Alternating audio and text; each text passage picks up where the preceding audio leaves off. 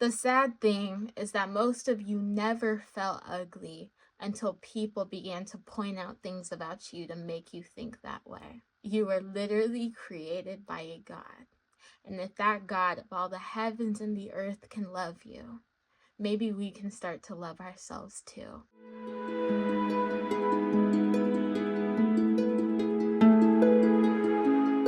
Hey you guys, my name is Deanne and welcome back to my YouTube channel. Today is all about how to love yourself in the natural image that God created you. This will be the first ever video where I'm not wearing even an ounce of makeup anywhere on my face. Because it's really easy for people to tell you to love yourself, love the way that God created you. But it's much harder when everyone and everything in society constantly communicates the idea to you that you are not good enough, that you are not pretty enough the way that you are. And it's hard. But I want to open up with a really big fact for you, and that is that your face is a reflection of generations of people who loved each other, who fell in love with each other. Your face, the features that you have, literally make up who you are in the most beautiful way. And if that was not good enough, you were literally created by a God. You were literally created by a God. Like, brainwash that into your head, because I know like this is a concept like we know of, but you were literally created by a God. Whose opinions even matter? So then when we get into the term ugly, we have to ask ourselves, what the heck even is ugly? What does ugly even mean? What makes ugly if you were literally created by a God and you're a reflection of generations of people who loved each other? That's beautiful. So what is ugly? So if you look on the internet for the definition of ugly, you will find a variety of different answers. But the most consistent definition is being unattractive. Social media popularity means that beauty standards are changing constantly, sped up by short-form content like Instagram Reels and TikTok videos, where beauty trends live for just a couple of months. Living in a context where beauty standards are constantly evolving and constantly changing, that means that no one will ever be good enough. Because just because being skinny is a trend now does not mean that it will be later. Being blonde might be a trend now, but that does not mean it will be one later. Honestly, when people compare you and make you feel unattractive because you don't measure up to the beauty standard, you should feel sorry for them. Because that in and of itself shows that they are slaves to a beauty standard they will never be good enough for. So they're projecting that standard onto you. But see, here's the thing that I got to remind you of. God is the one who set the beauty standard when he created man in his image.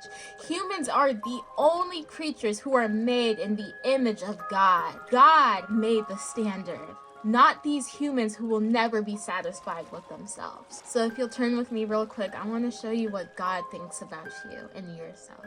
And then in a second, we're going to go over how to revamp the way you look at yourself so you can appreciate yourself. So God created mankind in his own image. In the image of God, he created them. Male and female, he created them. God blessed them and said to them, "Be fruitful and increase in number, fill the earth and subdue it." Fast forwarding to verse 31, God saw all that he had made, and it was very good. And there was evening and there was morning, the sixth day. So not only did God create us and in his own image, but he saw us and said it was good. When you have the literal approval of a God over your life, what does it matter what these insignificant humans around you think? Because I want you to remember that what they're comparing themselves to, they will never be good enough for. But God set the permanent standard when he looked at you and said you were good. The only other opinion or approval that should really matter is your partner, your soulmate, the person that God has for you. And I just want you to know that when it comes to the way that you are naturally, you will be the standard to your partner. Because you are their person, created for them. That person will love you the way that you naturally look, the way you naturally talk. They will look at your face, your skin, and say, "Thank God that they are mine." Because to the person that God is providing for you, you are the standard. So moving on to prepare ourselves for the blessings God has for us. How can we love ourselves the way we naturally look, the way we naturally are? The number one way to go about that is to remove the things that cause you to have a warped image of yourself and the way you look. Maybe to help, I'll just name some of the things I was insecure about. So like the way my skin doesn't look completely smooth, like you see differences in colors, you see a little bit of eye bags, stuff like that. Or my forehead. My forehead was a big insecurity for me because people always make it seem like because you have a bigger forehead, that means that you're less attractive or less worthy. So I would always wear headbands to cover it up. Growing up, I definitely was not what the beauty standard considered to be the goal, what's attractive. I was chubby like any normal kid. I had braces. I naturally have an overbite with my teeth. And by the way, if you're a kid, I just want to say it is normal for you to not look so mature and so grown up. It's normal to be chubby. It's normal to have braces, or it's normal to have all these things. You don't have to look in any crazy, unrealistic way. You're literally a kid. As I got older, yes, my face began to mature and I began to lose weight, blah, blah, blah, blah.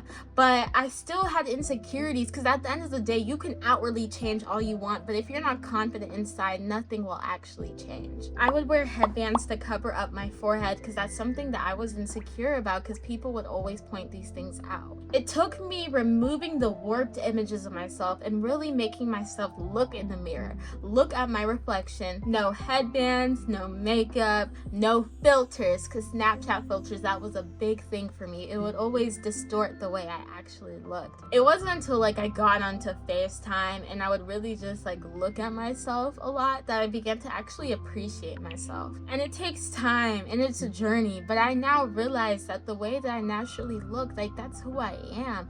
My forehead, my nose, my lips, my skin complexion, my face shape, all these things are a reflection of the people who came before me. Like, it makes me who I am, and I'm literally created in the image of a God. That's beautiful. It takes time and having a lot of grace on yourself to begin to unlearn the standard for which you always thought that you had to be. If let's say you're following a lot of people on Instagram that you tend to compare yourself to, or there's other things that make you feel not good enough or like you have to look a certain way, maybe take them away for a time. I may not have a tiny forehead or the smallest button nose or the most smooth skin complexion, but that's what makes me human. The sad thing is that most of you never felt ugly until people began to point out things about you to make you think that way. For most of us, at the times where we were kids, we looked at ourselves and thought that we were pretty. We were happy. Why? Because you were yourself and you were authentically yourself. Don't allow a beauty standard that is constantly evolving and changing invalidate who you are personally. Because aside from everything from the beginning of time when God looked at you, he said you were good.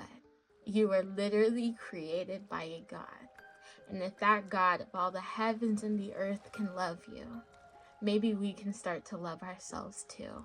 And it's a process and it takes time. Begin to look into the mirror and appreciate those little things that make you who you are. Because it's beautiful. The person who God has for you will think it's beautiful. Your family more than likely thinks it's beautiful. But above all, above every single other thing, God thinks it's beautiful. And so do I. I hope this can help you even just a little bit on your journey, because yes, it's a process. No, it is not easy. But with the power of God, we can do all things. And you yourself are already pretty, already beautiful, already handsome. All this journey is just you beginning to accept that and learn that. If you have any other questions in the comment section or suggestions or literally anything, I'm down to hearing them. I love you. I appreciate your support. And I'll see you on the next video. God bless you. And remember, you are loved and beautifully made.